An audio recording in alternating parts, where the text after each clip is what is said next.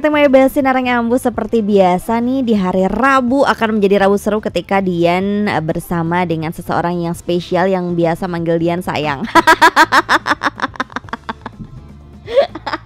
Assalamualaikum, selamat pagi. Waalaikumsalam warahmatullahi wabarakatuh. Enggak cuma bapak kok yang manggil Dian sayang. Oke.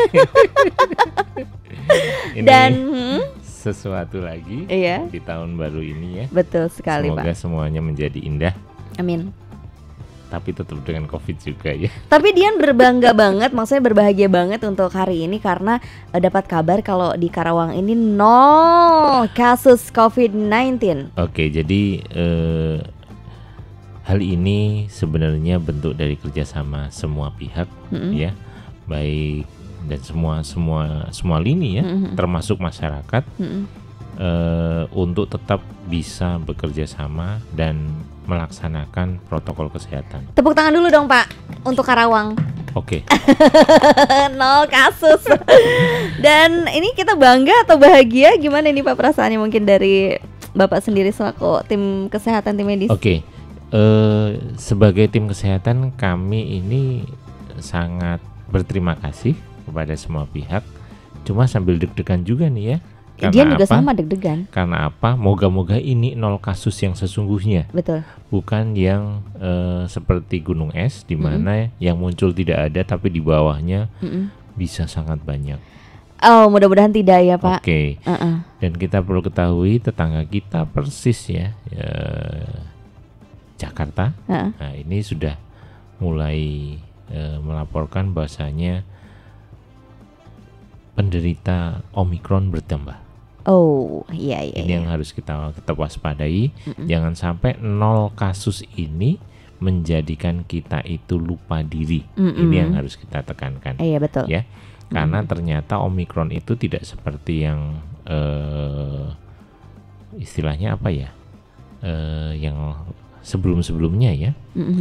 Tingkat penyebarannya sangat tinggi. Dan kita bisa lihat report dari penderita Omikron yang di Jakarta sendiri. Dari perbedaan dari hari ke harinya itu meningkatnya bisa berlipat-lipat. Nah, ini yang menjadi perhatian kita bersama, bahwasanya pemerintah tetap mengejar vaksinasi dan tetap mengumandangkan bahwasanya protokol kesehatan adalah satu-satunya cara untuk melawan COVID-19. Iya, vaksinasi tetap terus digencarkan, apalagi sekarang ini usia 6 hingga 11 tahun ya Pak. Betul ya. sekali. Iya, tadi juga Dian sempat dapat pesan dari grup sekolah, katanya memulai aktivitas kembali di sekolah pertama kali harus vaksin. Betul sekali. Ini sebenarnya dari Dinas Pendidikan sendiri sudah terutama Kementerian Kesehatan sendiri ya. Jadi mereka menetapkan istilahnya ikhtiar lah. Bahwasanya awal tahun 2022 akan dilaksanakan PTM 100%. Ya. Amin. Yes, ini sebenarnya menjawab juga kejenuhan dari para orang tua ya, yang selama ini bahwasanya sistem pendidikan selama pandemi itu benar-benar belum efektif. Betul. Dan belum lagi dari darah rendah ibu-ibu jadi darah tinggi. Betul sekali. Dan satu hal ya yang tidak bisa kita pungkiri ya, menurut Dinas Pendidikan sendiri untuk tingkat loss ya atau putus sekolah ya, tingkat SD ternyata naik selama pandemi. Betul. Kemudian untuk perguruan tinggi pun itu yang tidak ikut kuliah secara daring itu juga meningkat tinggi. Jadi istilahnya males ya males jadinya. memang jadi males ya. Ini juga terjadi di beberapa universitas ya, di mana 2 tahun ini bahkan perkuliahan itu dianggap sangat tidak efektif. Kasihan lagi kalau memang sistem pendidikannya cuma 3 tahun. Kalau 2 tahun sudah nggak ketemu, tiba-tiba 1 tahun kuliah terus lulus, saya jadi bingung. Iya. Sarjana apa ya? Apalagi sarjana pandemi. jangankan untuk mata pelajaran di kuliah Pak, di SD saja udah bingung gitu. Betul kan, sekali. udah pusing. Apalagi yang sebagai dasar ya, anak-anak kita yang usianya dari prasekolah kemudian masuk ke SD saat pandemi, dia tidak pernah bertemu dengan guru, adanya cuma diajarin sama orang tua. Bahkan kecenderungannya maaf nih, banyak sekali pendidik kita yang masih beranggapan bahwasanya kalau di rumah ya tugas dari orang tua ya, sedangkan di sekolah baru dari tugas dari para guru. Nah ini sebenarnya juga memberatkan para orang tua, di mana mereka harus mengejar ketertinggalan dari teman-temannya, ya. Betul. Saat ujian kan otomatis anak karena belum pernah bertemu dengan guru, ya saya kira mah tidak efektif juga ya, apalagi orang tua itu sibuk ya. Akhirnya saat ujian tidak tahu apa-apa. Nah ini juga sebenarnya memberikan efek yang buruk ya sebenarnya kepada dunia pendidikan, di mana banyak sekali anak-anak kita itu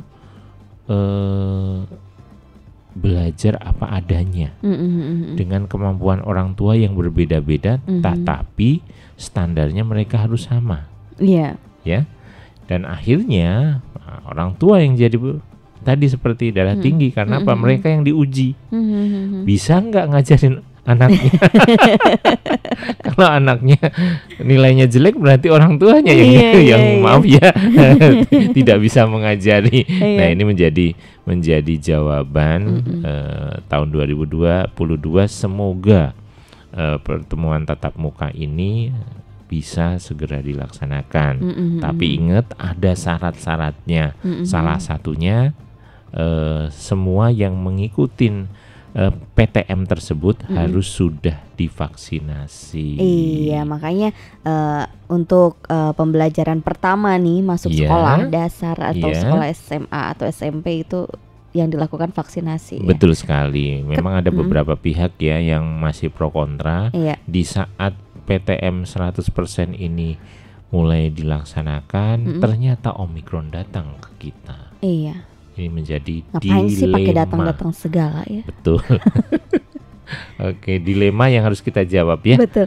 Dan tapi mengapa harus anak usia 6 hingga 11 tahun yang harus atau perlu divaksinasi untuk saat ini, Pak? Oh iya, karena ternyata tingkat penyebaran terhadap anak usia 6 sampai 11 tahun ini juga tinggi ya. Dari kasus-kasus terakhir untuk anak sekolah anak penderita anak ya COVID-19 ternyata hampir seperempatnya termasuk usia tersebut ya. Dan bahwasanya mereka atau anak-anak tersebut juga bisa menularkan terhadap orang lain ya. Kalau TBC kan biasanya anak tidak bisa menular kepada orang dewasa, tapi COVID bisa. Jadi mereka tetap harus dilindungi saat bertemu dengan orang lain, begitu ya. Iya. Lalu selain Indonesia nih Pak, yang lagi gencarnya melakukan vaksinasi, negara mana saja sih Pak yang mungkin sudah mengizinkan vaksinasi untuk anak usia 6 hingga 11 tahun untuk COVID-19 nih ya? Oke. Jadi untuk COVID-19 sendiri sebenarnya bukan Indonesia yang pertama ya. Di Asia Tenggara sendiri Kamboja sudah ya. Kemudian Malaysia juga sudah.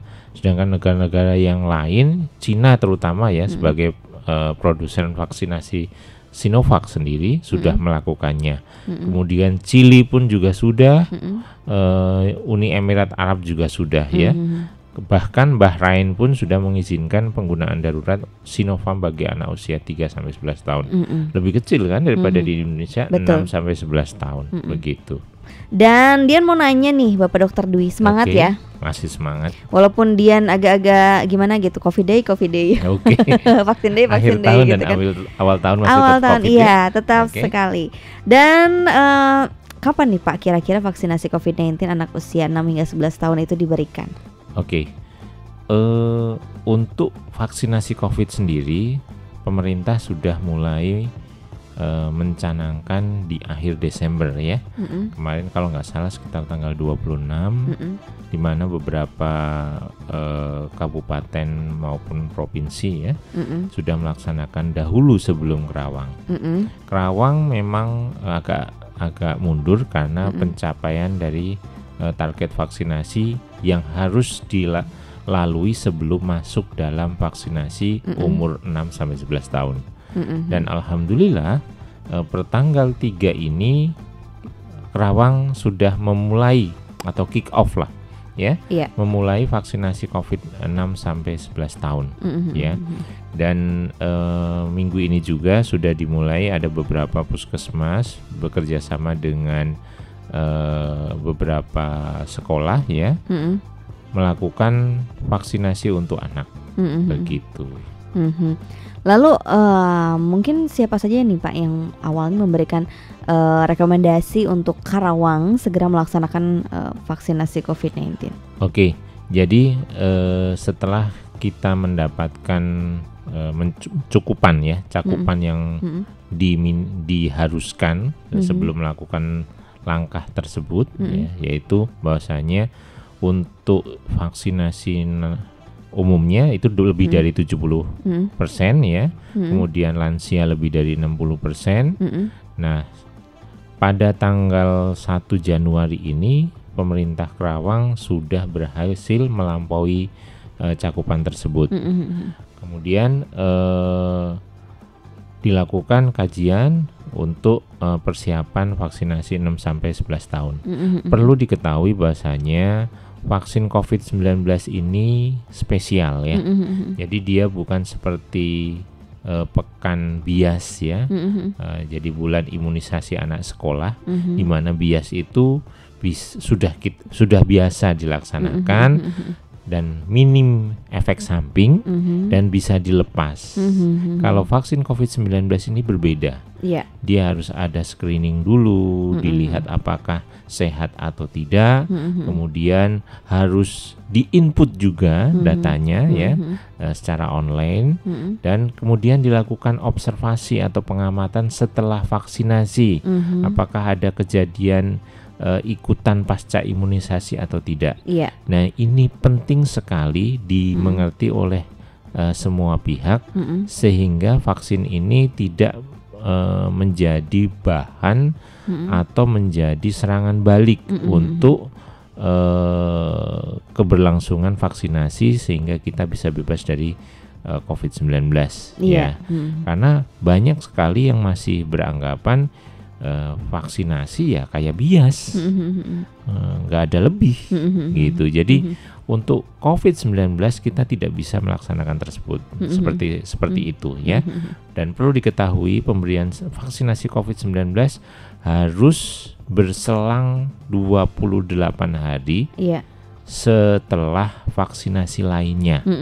Jadi ini perlu kita tekankan, seandainya seseorang sudah divaksinasi, dia harus menunggu 28 hari untuk bisa divaksin COVID-19 begitu. Lalu untuk vaksinnya sendiri, jenis vaksin yang dipergunakan untuk anak usia 6 hingga 11 tahun ini kira-kira vaksin apa nih Pak? Oke, yang di Indonesia sekarang yang dirilis adalah Sinovac, karena memang jumlahnya mencukupi untuk diberikan kepada anak 6 sampai 11 tahun. Nah, untuk yang lain masih dalam proses logistik ya. Jadi untuk sementara kita mengejar vaksinasi tersebut, kita tetap menggunakan Sinovac ya. Dan perlu kita ketahui tidak perlu memilih-milih vaksin apa yang akan disuntikan kepada kita ya. Jadi apa yang disediakan oleh pemerintah itu sudah melalui kajian yang dalam dan insya Allah aman begitu. Iya. Lalu kenapa harus Sinovac Pak? Vaksin yang diberikan untuk anak usia 6 hingga 11 tahun nih Pak. Oke. Sinovac sendiri direkomendasikan untuk anak-anak oleh beberapa negara ya. Yaitu yang pertama oleh Badan POM-nya ya. Ada UEA ya, vaksinasi Sinovac yang sudah dikeluarkan oleh Bio Farma juga ya. Kemudian ada beberapa negara yang sudah mengeluarkan juga ya yang tadi kita sebutkan bahwasanya Bahrain dan lain sebagainya. IDAI sendiri merekomendasikan pemberian imunisasi COVID-19 jenis Sinovac untuk golongan usia 6 tahun ke atas dengan pemberian secara intramuskular dengan dosis setengah mili ya, sebanyak 2 kali pemberian dengan jarak dosis pertama dan kedua yaitu 4 minggu, jadi 1 bulan. Iya. Begitu. 0,5 mili ya Pak ya. Betul untuk diberikan kepada anak usia 6 hingga 11 tahun. Berarti berbeda dengan dosis yang diberikan kepada anak usia 12 tahun ke atas hingga dewasa ya. Oke, tadi kan silakan. Bapak bilang kalau vaksin COVID-19 ini spesial banget. Betul sekali. Dan apakah aman ketika kita memvaksin anak di sekolah? Karena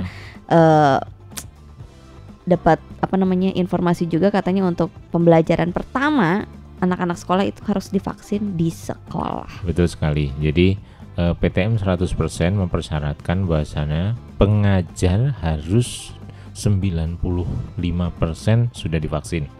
Kemudian anak didik harus sudah divaksin 2 kali. Baru bisa melaksanakan PTM 100%. Berarti sama ya sama dewasa gitu ya, 2 kali vaksin. Betul sekali ya. Nah, untuk aman tidaknya, nah ini perlu kita tekankan bahwasanya vaksin COVID-19 berbeda dengan vaksin atau imunisasi yang kita berikan di bulan imunisasi anak sekolah atau BIAS ya, dimana kita tidak bisa serta-merta langsung terburu-buru untuk menyuntikkan kepada anak didik. Tadi sudah saya sampaikan perlu screening, perlu observasi. Nah, sebagai gambaran saja di Pusat Kesehatan Masyarakat itu kita dari pihak puskesmas sendiri setelah screening boleh atau tidaknya kemudian divaksinasi masih memberikan jarak waktu 30 menit untuk dilakukan pengamatan apakah ada efek samping. Nah, ini perlu kita sampaikan secara jelas. Vaksin ini munculnya atau efeknya terhadap orang-orang itu berbeda-beda ya. Ada yang tidak berefek sama sekali, ada yang mungkin mual-mual, ada juga yang pegel-pegel dan lain sebagainya ya. Tapi perlu kita sampaikan bahwasanya vaksin ini aman ya, aman. Cuma pemberiannya harus dilakukan secara bertanggung jawab dan ada fase yang kita sebut dengan fase pengamatan untuk mencegah terjadinya kejadian ikutan pasca imunisasi. Jadi untuk anak diwajibkan sebenarnya ada istilahnya izin tertulis dari orang tua, di mana di situ sebaiknya mencantumkan juga penyakit apa yang dipunyai oleh anaknya. Karena orang tua lebih mengetahui kondisi daripada anaknya. Terus kedua, sebaiknya didampingi oleh wali. Karena apa? Dalam hal screening, anak belum tentu bisa menjawab apa yang ditanyakan oleh pihak screener ya. Jadi yang menycreening itu yang kita sebut dengan screener. Ya. Kalau seandainya terdapat penyakit-penyakit tertentu, nah nanti kita akan bahas nih penyakit apa saja sih yang tidak bisa diberikan pada peserta vaksinasi COVID-19 ya, terutama 6-11 tahun. Nah, itu jadi perhatian buat kita semua, bahasanya untuk anak sampai 11 tahun itu tidak sama dengan dewasa. Mereka kadang tidak bisa mengatakan saya punya penyakit ini, saya alergi ini dan lain sebagainya. Bahkan untuk menyatakan pasca divaksin saja dia merasa pusing dan lain sebagainya belum tentu bisa. Ya, ingat ini anak-anak bukan dewasa. Jadi pertimbangan wali tetap harus kita perhatikan. Gitu. Iya. Lalu selama ini Pak, sudah adakah di Karawang ini yang divaksin COVID-19 anak usia 6 hingga 11 tahun? Oke, untuk sementara kita lakukan di puskesmas, alhamdulillah baik-baik saja. Baik-baik saja, ya, tidak ada efek samping? Tidak ada, dan ini selalu didampingi oleh walinya atau orang tuanya. Jadi kita sebagai tenaga medis pun lebih bisa menanyakan kepada orang tuanya, apakah anaknya ini ada nggak hal-hal yang memang menjadi kontraindikasi dari vaksin COVID-19. Dan setelahnya juga seandainya ya kan kalau screening tuh ada yang bisa, ada yang ditunda, ada yang tidak boleh. Ada beberapa hal yang memang ditunda, harus dipenuhi dulu baru bisa dilaksanakan. Nah, kalau anak tanpa wali ini akan menjadi masalah baru karena dia tidak bisa memutuskan. Contohnya nih, di screening ternyata tekanan darahnya rendah, kita suruh makan dulu nih. Kira-kira anak bisa menentukan saya mau makan apa dulu deh, terus akhirnya balik lagi? Belum tentu. Karena ini untuk beberapa anak dengan usia 6 sampai 19 tahun, 11 tahun ya. Ini termasuk hal yang kompleks kan? Bukan sesederhana kita menyuruh orang yang dewasa. Kalau orang dewasa, oke, disuruh gitu cari makanan, setelah makan dia balik lagi. Kalau anak-anak nanti cilok yang dibeli. Betul sekali. Kadang cuma makan permen sudah selesai datang lagi gitu. Kalau datang ya. Kalau enggak kan banyak juga anak-anak yang takut kan karena oh ini mau disuntik dan lain sebagainya. Betul. Bahkan tidak sedikit juga anak-anak yang sudah dingin duluan tuh gugupnya. Kalau bias memang sebagian besar ada yang langsung disuntik, ada yang nangis, ada yang lari, bahkan ada yang histeris kan. Nah, kalau vaksin COVID-19 ini tidak boleh seperti itu. Ya, begitu. Lalu untuk pencapaian vaksinasi di Karawang sendiri nih Pak, untuk anak itu seperti apa? Jadi untuk sementara belum bisa kita report karena memang ini baru mulai berjalan ya, sekitar 1-2 hari ya. Nanti reportnya akan kita sampaikan pada pertemuan berikutnya ya. Yang jelas kita sudah mulai melaksanakan vaksinasi COVID-19. Nah, dalam kesempatan ini juga kita menyampaikan kepada orang tua murid bahwasanya untuk anak-anak persiapkan mereka untuk divaksin COVID-19. Sebelumnya harus sudah makan. Kemudian tadi yang saya sampaikan bahwasanya izin orang tua itu penting, sangat penting. Dan saat memberikan izin pun itu harus secara tertulis dan sampaikan juga kira-kira dia punya penyakit apa yang harus diperhatikan oleh pihak tenaga medis saat memvaksin COVID-19. Jadi pihak dari tenaga medis pun akan bersiap-siap ya. Kalau memang anak ini bisa harus bagaimana, kalau tidak bisa harus bagaimana. Dan itu yang perlu kita mintakan kerjasama antara orang tua dengan pihak sekolah begitu. Iya. Lalu anak-anak ini Pak kan kadang-kadang ada penyakit-penyakit penyerta ya. Betul sekali. Kalau orang dewasa kan ada penyakit-penyakit yang tertentu yang mungkin tidak boleh atau tidak bisa diberikan vaksinasi COVID-19. Nah, untuk anak-anak sendiri seperti apa Pak? Apakah sama seperti orang dewasa Pak? Tadi memang saya berjanji untuk menyampaikan kira-kira anak-anak apa yang tidak boleh disuntik vaksin COVID-19 ya. Di sini disampaikan bahwa anak-anak yang mengalami defisiensi imun ya, seperti penyakit autoimun yang tidak terkontrol ya. Contohnya dia alergi terhadap sesuatu sampai menyebabkan dia sesak napas. Alergi dingin dia sampai sesak napas. Nah, itu perlu dikonsulkan kepada dokter anak dulu ya, apakah bisa atau tidak. Kemudian penyakit sindroma Guillain-Barré ya.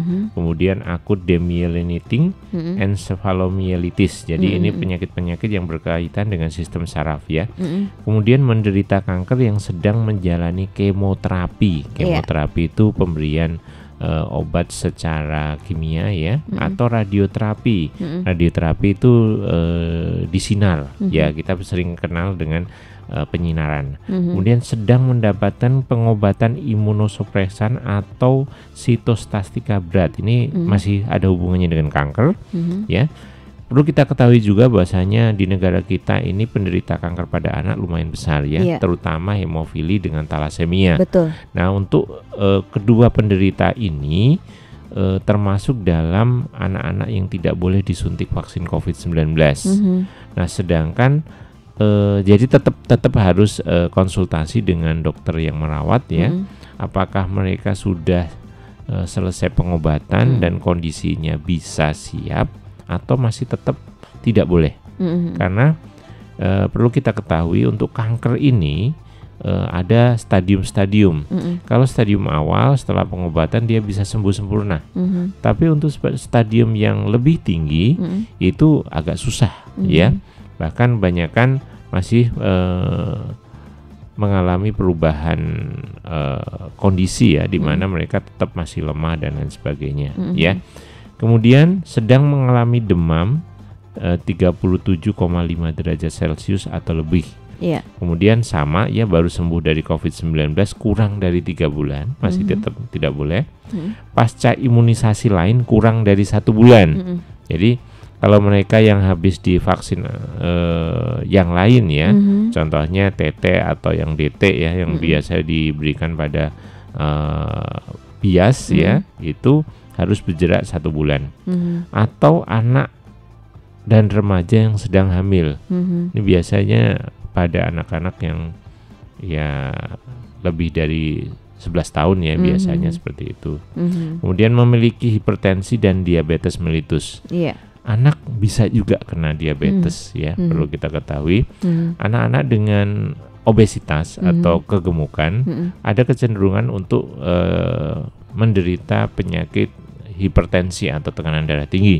Makanya pada pemberian vaksin COVID-19, screening tekanan darah anak dengan alat tensi anak itu tetap perlu dilaksanakan ya. Kemudian untuk kencing manis, memang ada beberapa orang yang sifatnya baru muda sudah mengalami. Ini biasanya berkaitan dengan keturunan. Makanya riwayat-riwayat tersebut perlu digali.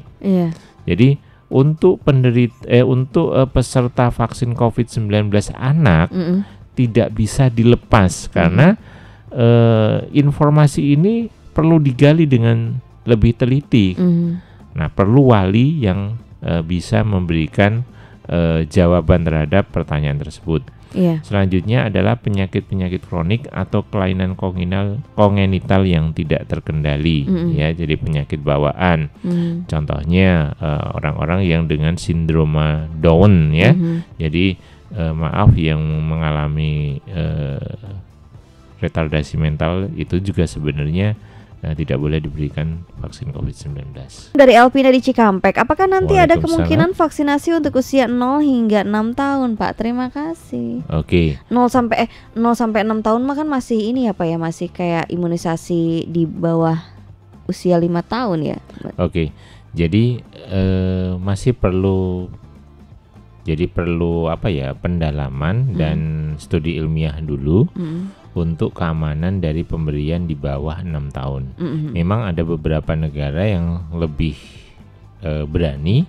Contoh tadi kita sebutkan bahwasanya Uni Emirat Arab dan Bahrain sendiri sudah memberikan lampu hijau untuk anak 3 sampai 11 tahun ya. Berarti kan dia dari balita sudah bisa diberikan. Nah, untuk di Indonesia sendiri masih perlu pengkajian lebih dalam berkaitan dengan keamanan pemberian vaksin tersebut. Jadi tetap untuk yang balita bawah 5 tahun, bawah 6 tahun lah di Indonesia ya, itu masih termasuk dalam golongan yang harus dilindungi dalam hal ini karena rentan terhadap COVID-19.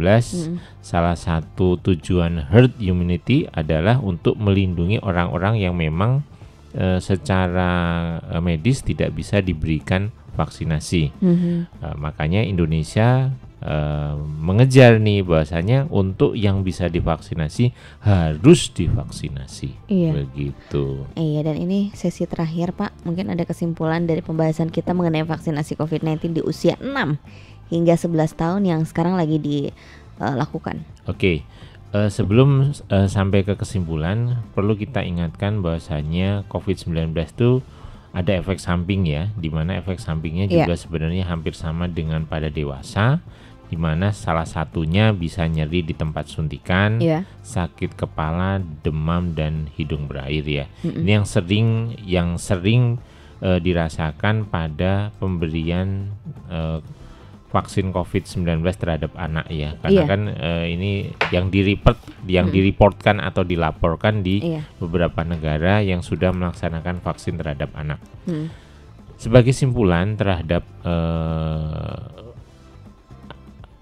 materi pada hari ini ya, bahasanya pertama perlu sekali